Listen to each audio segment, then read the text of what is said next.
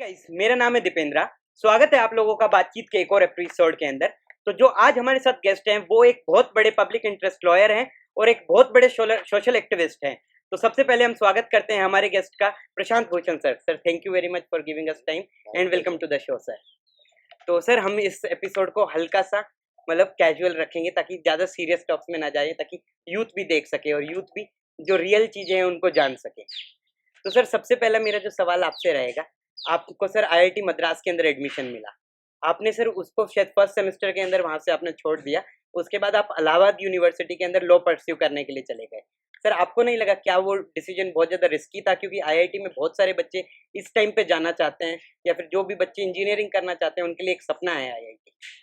पहली बात तो हमारे समय इतना बड़ा सपना नहीं था, लेकिन इतना नहीं था जैसा आज है। दूसरी बात, मैंने आईआईटी इसलिए छोड़ा, दो कारण थे। एक तो खैर मुझे ये समझ में आया कि मेरा इंटरेस्ट इंजीनियरिंग में नहीं था, फिजिक्स में ज्यादा था। और दूसरी बात, मेरी छोटी बहन उस समय 2 साल की थी, मैं उससे बहुत ज्यादा अटैच था, तो वहाँ मद्रास में बहुत होम सिकनेस हुई, तो इसलिए भी छोड़ दिया था। लेकिन मेरा वापस आकर लॉ करने का मकसद नहीं था। मैं तो पहले फिजिक्स पढ़ना चाहता था, लेकिन उस समय क्योंकि इंटरमीडिएट के इम्तहान 2 महीने बाद थे, तो मुझे फिजिक्स केमिस्ट्री नहीं लेने दिया क्योंकि मैंने प्रैक्टिकल्स नहीं करे थे। तो मैंने फिर इकोनॉमिक्स, लॉजिक और मैथमेटिक्स लिया। पहली बार मैंने इकोनॉमिक्स पढ़ा तो उसमें भी मुझे इंटरेस्ट आया। उसी समय बर्ट्रैंड रसल मैंने पढ़ना शुरू किया तो फिलॉसफी में इंटरेस्ट आ गया। तब फिर मैंने सोचा कि बीएससी फिजिक्स केमिस्ट्री के साथ करने के बजाय मैं मतलब इंटरमीडिएट फिजिक्स केमिस्ट्री के साथ रिपीट करने के बजाय मैं बीए करता हूँ, फिलॉसफी, इकोनॉमिक्स और पॉलिटिकल साइंस सब्जेक्ट्स लेकर। तब मेरा इंटरेस्ट धीरे धीरे करके फिलॉसफी में बढ़ता गया, जब जैसे जैसे मैं और फिलॉसफी पढ़ता गया। और जब तक मैंने अपना बीए खत्म किया, बीए में ये मिसेस गांधी का केस भी हो गया। उस केस को मैंने करीबी से देखा क्योंकि मेरे पिताजी राजनारायण के लॉयर थे, तो मुझे लॉ में भी थोड़ा इंटरेस्ट आया। तो जब मैंने बीए खत्म किया तो मेरे पास ये चॉइस था कि मैं एमए करूं फिलॉसफी में या एलएलबी करूं। तो लोगों ने जब ये बोला कि भाई हिंदुस्तान में तो फिलॉसफी डिपार्टमेंट्स का बहुत बुरा हाल है और तुम फिलॉसफी पढ़ भी लोगे तो क्या करोगे, तुम कोई प्रोफेसर बन जाओगे और यहाँ तो इतना बुरा हाल है। तब मैंने सोचा कि मैं फिलॉसफी अपने आप निजी तौर पर पढ़ूंगा और फॉर्मली मैंने एलएलबी में एनरोल किया। उस समय 3 साल का एलएलबी का कोर्स होता था। जब तक मैंने अपना एलएलबी जब खत्म कर रहा था तब तक मुझे ये एहसास हो गया कि मेरा इंटरेस्ट रियली फिलॉसफी में है। तो मैं अमेरिका चला गया, प्रिंसटन यूनिवर्सिटी पीएचडी करने फिलॉसफी ऑफ साइंस में।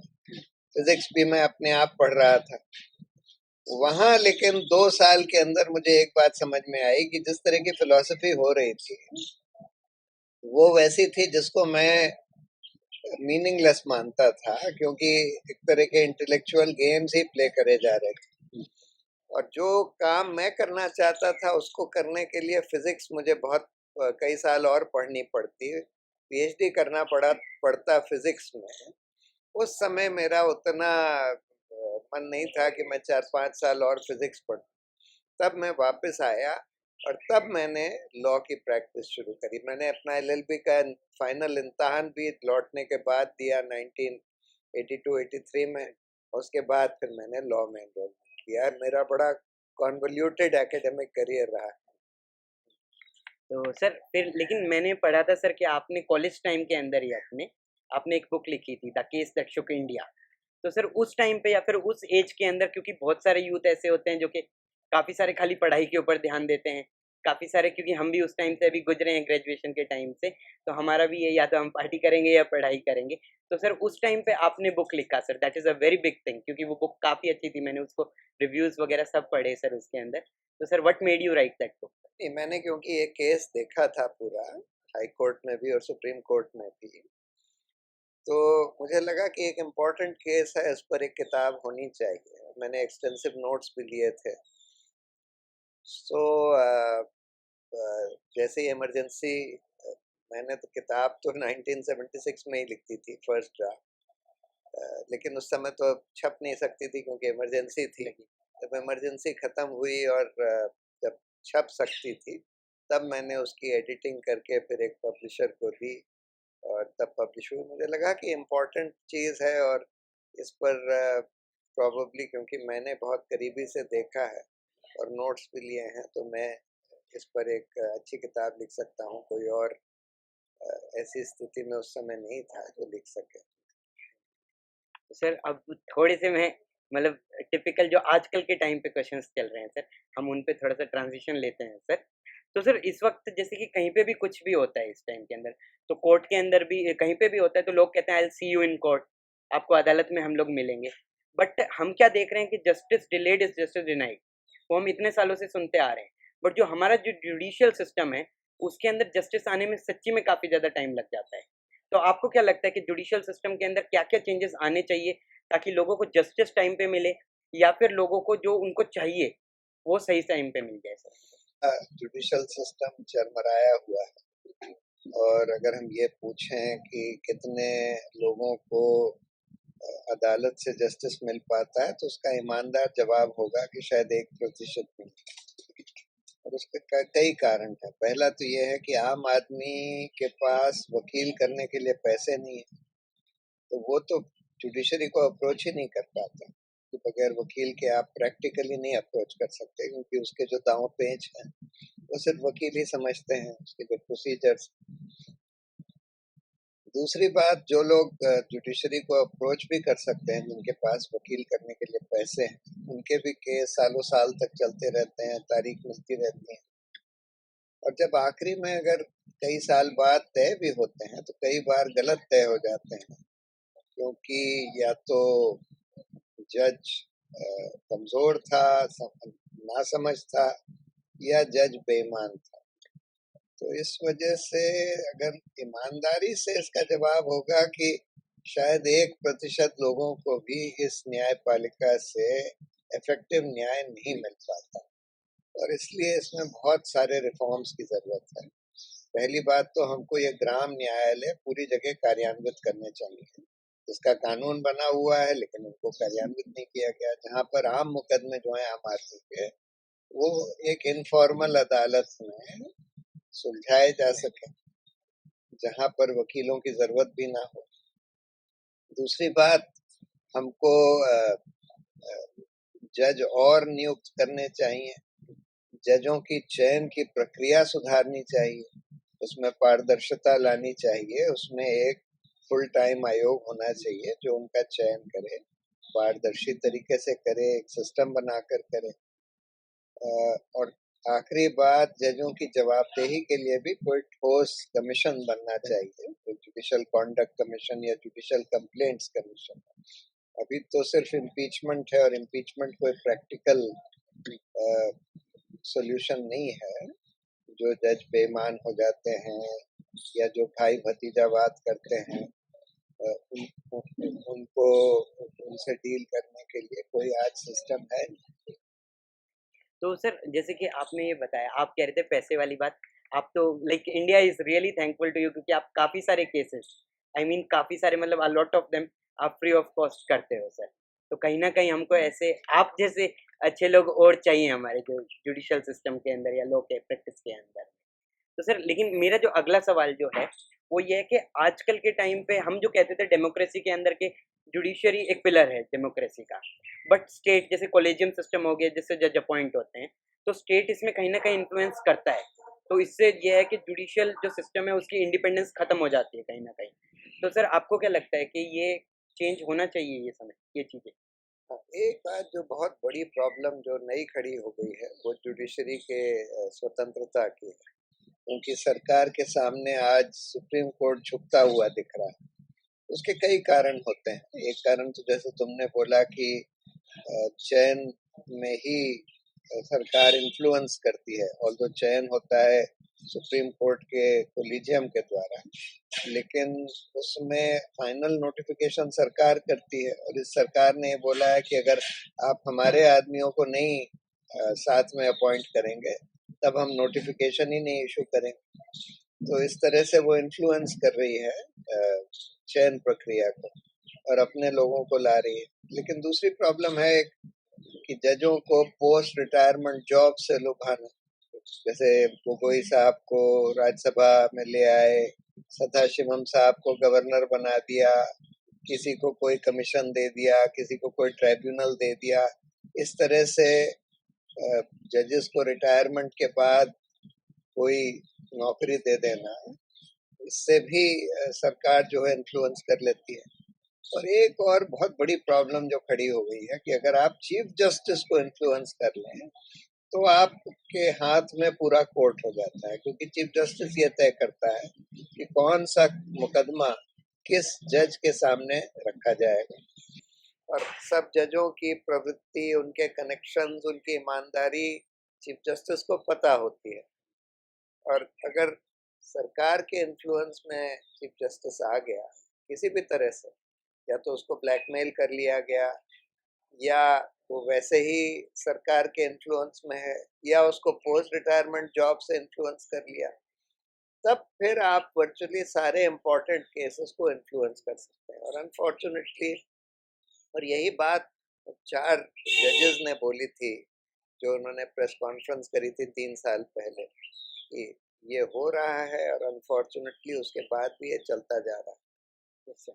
तो मतलब सर इसका मतलब यही हुआ कि जो कॉन्स्टिट्यूशनल पोस्ट हो गई वो कहीं ना कहीं, क्योंकि जज अगर कहीं पे सोचेंगे कि भाई कल को मैं रिटायर हो जाता हूँ, क्योंकि अब तो हम ये देख रहे हैं कि रिटायर हो रहे हैं जस्टिस, तो उनको कुछ ही टाइम के अंदर कहीं ना कहीं तो ऐसा भी होता है कि 1 हफ्ता 2 हफ्ते के अंदर ही उनको कॉन्स्टिट्यूशनल पोस्ट मिल जाती है। तो वो लॉन्ग टर्म के अंदर ही अपने डिसीजंस को कहीं ना कहीं वो कहीं इंक्लाइन करना शुरू कर देते हैं ताकि उनको वो प्रॉफिट्स मिले। ये बहुत ज़्यादा बड़ी प्रॉब्लम इस टाइम पे है हमारे सिस्टम के अंदर। तो सर आपको क्या लगता है कि एक टाइम गैप होना चाहिए कि जिसके बाद जज रिटायरमेंट के बाद में कुछ टाइम तक ये नहीं कर सकते हैं कॉन्स्टिट्यूशनल पोस्ट? में जजों को रिटायरमेंट के बाद क्या पोस्ट दी जाएगी नहीं दी जाएगी, इसमें सरकार का कोई रोल नहीं होना चाहिए। ये एक इंडिपेंडेंट जुडिशियल अपॉइंटमेंट कमीशन बने जिसमें सरकार का कोई रोल ना हो, जो बिल्कुल स्वतंत्र लोगों का हो। वो लोग तय करें, जजों का चयन भी वही लोग तय करें, और जजों के रिटायरमेंट के बाद उनको कोई पोस्ट देनी है कि नहीं देनी है वो भी वो लोग तय करें। और पॉलिटिकल पोस्ट से तो बिल्कुल जजेस को बाहर रखना चाहिए कि कोई राज्यसभा, लोकसभा, कोई गवर्नरशिप, ये सब बिल्कुल। ये सही कहा आपने। सर जो मेरा अगला सवाल है, इस वक्त जैसे फार्मर्स प्रोटेस्ट चल रहे हैं सर, बहुत ज़्यादा बुरी हालत है अगर सर लिटरली बात करी जाए तो। कितने सारे लोग मर गए, उनका कोई, और कितने सारे अब मिसिंग भी हैं सर, करीबन 150 के करीब मिसिंग है, उनका कहीं पे कोई भी जिक्र नहीं हो रहा है। तो सर आपको क्या लगता है जो ये फार्म लॉज बनाए गए, इनमें due process of law follow करी गई?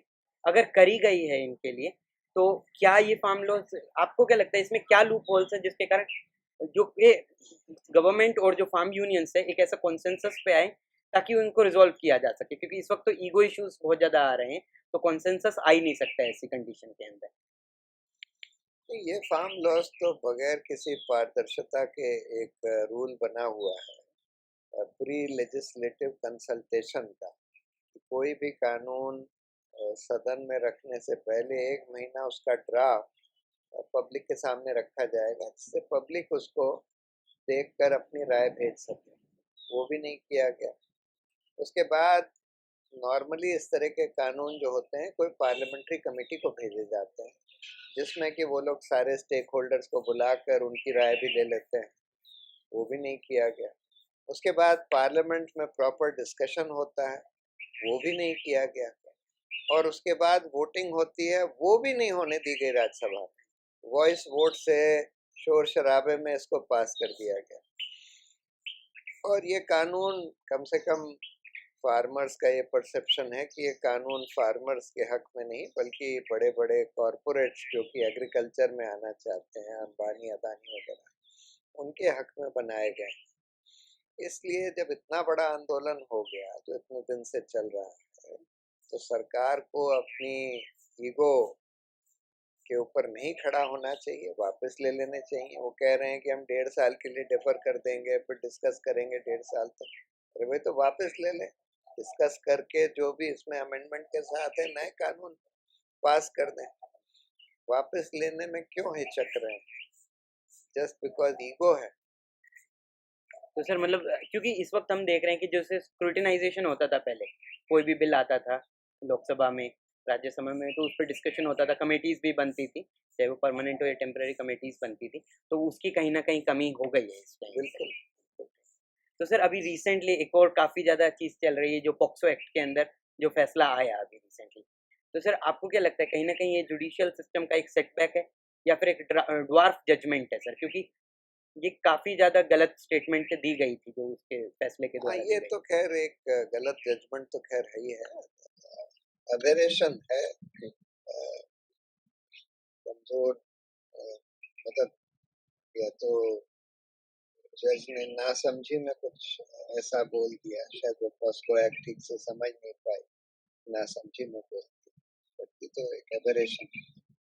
सर मैं एक चीज़ और पढ़ रहा था आपका विकिपीडिया के अंदर, तो उसमें दिया हुआ था आप डेथ पेनल्टी को सपोर्ट नहीं करते हो सर, तो मतलब सर वो आपका परसेप्शन है, आपका वो है, बट उसमें जो मेरा सवाल इस वक्त है कि जैसे कि किसी के साथ भी कोई हीनियस क्राइम हुआ, या फिर जैसे हम केस ले लें अजमल कसाब का, कितने लोगों को उसने मारा, सर अगर हम डेथ पेनल्टी नहीं देते तो हमारे पास कोई और ऑप्शन है जो उसके कारण हम पनिशमेंट दे सके, क्योंकि जो लोग सफर किए at the end of the day उनको जस्टिस तो होना चाहिए सर। क्रिमिनल जस्टिस सिस्टम का मेन मकसद होता है दूसरे क्राइम्स को प्रिवेंट करना या उन लोगों को डेटर करना कि वो लोग इस तरह के क्राइम्स ना करें। यूजुअली जो बहुत हीनस क्राइम्स टेररिज्म टाइप के जो करते हैं उनको आप डेथ पेनल्टी से डेटर नहीं कर सकते। जो जना सुसाइड बॉम्बिंग कर रहा है उसको आप डेथ पेनल्टी से क्या डेटर करेंगे? वो तो अपनी जान देने के लिए वैसे ही तैयार है, जो भी उसका मिसगाइडेड कॉज है उसके लिए। तो इससे डेटरेंस नहीं होता, बल्कि एक सोसाइटी में एक वेंजफुल वायलेंस की प्रवृत्ति और बढ़ती है। रेट्रिब्यूटिव वायलेंस, रेट्रिब्यूटिव वायलेंस किसी भी सोसाइटी में कोई अच्छी चीज नहीं है। गांधी जी यही कहते थे, an eye for an eye will make all of us blind. So violence की प्रवृत्ति और बढ़ती है सोसाइटी में, because death penalty is a form of state sponsored violence. Okay sir, तो आजकल सर एक और बहुत, क्योंकि प्रॉब्लम्स पे प्रॉब्लम्स चलती जा रही हैं सर, और कोई भी इनको सीधा जवाब नहीं दे पा रहा है सर, क्योंकि हर कोई भी, क्योंकि कहीं ना कहीं देखा जा रहा है कि मीडिया जो है हमारा कोई भी न्यूट्रल नहीं है, क्योंकि असली जर्नलिज्म वही होगा जो न्यूट्रल होगा, कोई बिल्कुल ही अगेंस्ट है, कोई बिल्कुल ही पॉजिटिव में उसके सपोर्ट में। तो सर जो मीडिया ट्रायल्स हैं इस वक्त की, जो बहुत बड़ी प्रॉब्लम है इस वक्त की हमारे समाज में भी और लोगों के बीच में भी, जो कि पार्टीज भी हैं उस केस के अंदर, तो एक तो पब्लिक के अंदर वो परसेप्शन बना देती है कि भाई 10 लोगों ने एक मेन स्ट्रीम मीडिया पे बैठ के बहस कर ली, चिल्लाते रहे, और उन्होंने ये घोषित कर दी ये क्रिमिनल है, इसको क्लीन चिट दे दिया। तो सर कहीं ना कहीं आपको क्या लगता है कि जो जुडिशियल सिस्टम है या फिर जो जजेस हैं जो उसके अंदर वर्डिक्ट दे रहे हैं, क्या उनके फैसले में भी फर्क पड़ता है सर इससे? ये जरूर पड़ता है, पब्लिक ओपिनियन का फर्क जजों के फैसले में पड़ता है। ये सवाल बार बार रेज हुआ है कि क्या जो मामले लंबित हैं, जिनकी हियरिंग चल रही है, उस पर मीडिया को कुछ कमेंट करने की इजाज़त होनी चाहिए कि नहीं, वो कंटेम्प्ट ऑफ कोर्ट माना जाना चाहिए कि नहीं। तो इस पर जो करेक्ट राय है, जो कि इंग्लैंड वगैरह में, कि अगर वो पब्लिक इंटरेस्ट का मामला है तो उसमें अगर लंबित भी है तो उसमें पब्लिक कमेंट या मीडिया कमेंट को रोकना लॉन्ग टर्म लोकतंत्र के हक में नहीं होगा। इसलिए अलाउड तो होना चाहिए, लेकिन कई बार मीडिया बिल्कुल झूठी चीजें चला देता है, बिल्कुल फेक न्यूज। कि पुलिस ने बोल दिया कि उसने ये कन्फेस कर दिया है, या पुलिस ने बोल दिया कि ये सबूत मिला है, वो सबूत मिला है। पुलिस के कहने से, पुलिस तो कई बार झूठी चीजें भी कह देती है, वो कोई डिफेंस नहीं होएगा।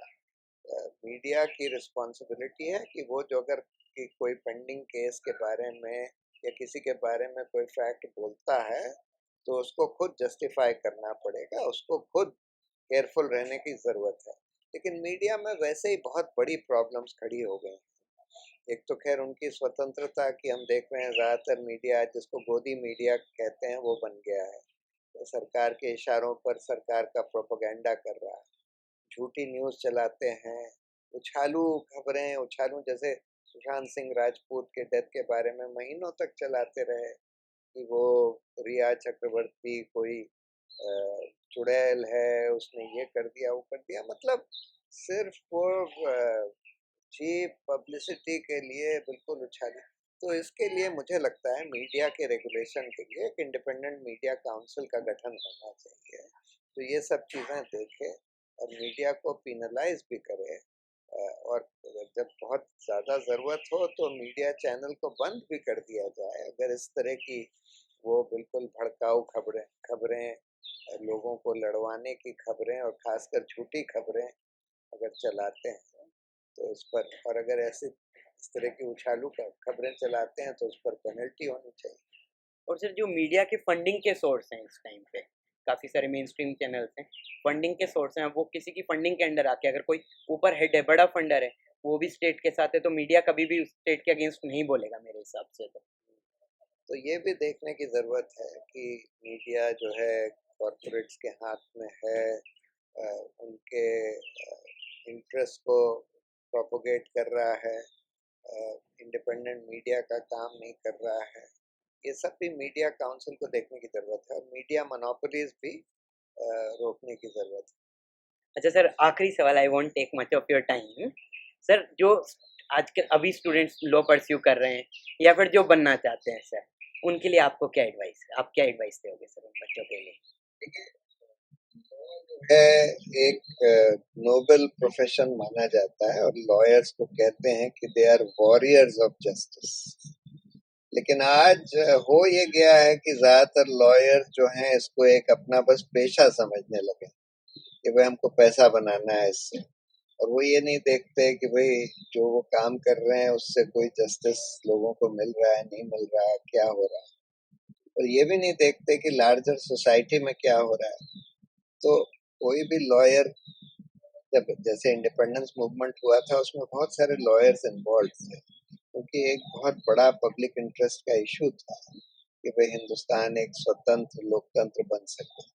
इसी तरह से हर लॉयर की ड्यूटी है कि कम से कम सोसाइटी में जो हो रहा है, जो इनजस्टिस हो रहे हैं, जो फंडामेंटल राइट्स का वायलेशंस हो रहे हैं, लोकतंत्र पे जो हमले हो रहे हैं, उसको कम से कम देखें और देखने के बाद उस पर कम से कम अपनी आवाज उठाएं और जुडिशरी के थ्रू जो कुछ कर सकते हैं उसको सुधारने के लिए वो भी करें, और सिर्फ पैसे बनाने के लिए काम ना करें। पैसा ठीक है, थोड़ा पैसा बनाना भी जरूरी है, लेकिन सिर्फ पैसा और सिर्फ पैसे के लिए ही काम करना तो अपने प्रोफेशन का बिट्रेयल होता है। Thank you sir. आप सर एक रिक्वेस्ट और रहेगी मेरी, आप प्लीज थोड़ा सा प्रमोशन में हेल्प कर दीजिए सर। प्लीज बोल दीजिए एक बार कि चैनल को सब्सक्राइब करो, वीडियो को लाइक करो और शेयर करो सर। ये दीपेंद्र यादव के चैनल। दीपेंद्र यादव एक बहुत इम्पोर्टेंट कोशिश कर रहे हैं कि हम एक इंडिपेंडेंट जर्नलिज्म का एक और पोर्टल चला सकें, और मुझे उम्मीद है कि लोग इसको लाइक करेंगे, शेयर करेंगे, सब्सक्राइब करेंगे। Thank you sir.